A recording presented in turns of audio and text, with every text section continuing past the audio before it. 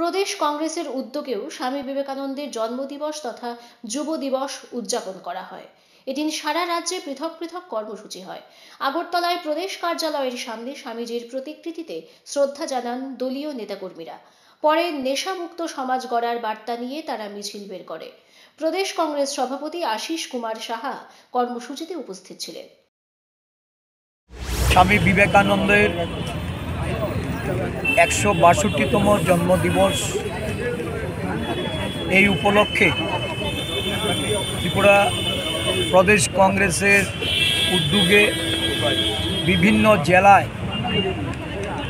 জেলার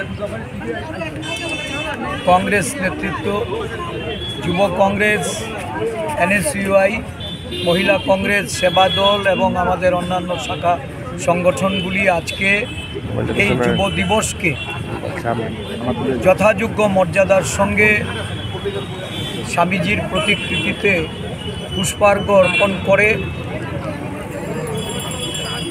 নেশামুক্ত ত্রিপুরা গড়ার লক্ষ্যে নেশা বিরোধী এক পদযাত্রায় মিলিত হচ্ছে। Welcome to the biggest shopping festival in your city, 9th International Universal Expo.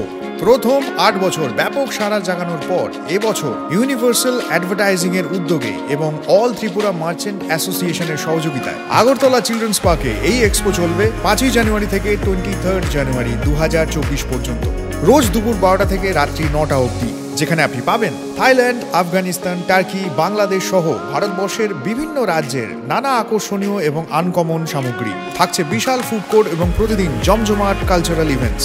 তাই 5ই জানুয়ারি থেকে 23 জানুয়ারি পর্যন্ত আগরতলা চিলড্রেন্স পার্কে 9th ইন্টারন্যাশনাল এক্সপোতে সকলের সাদর আমন্ত্রণ রইল।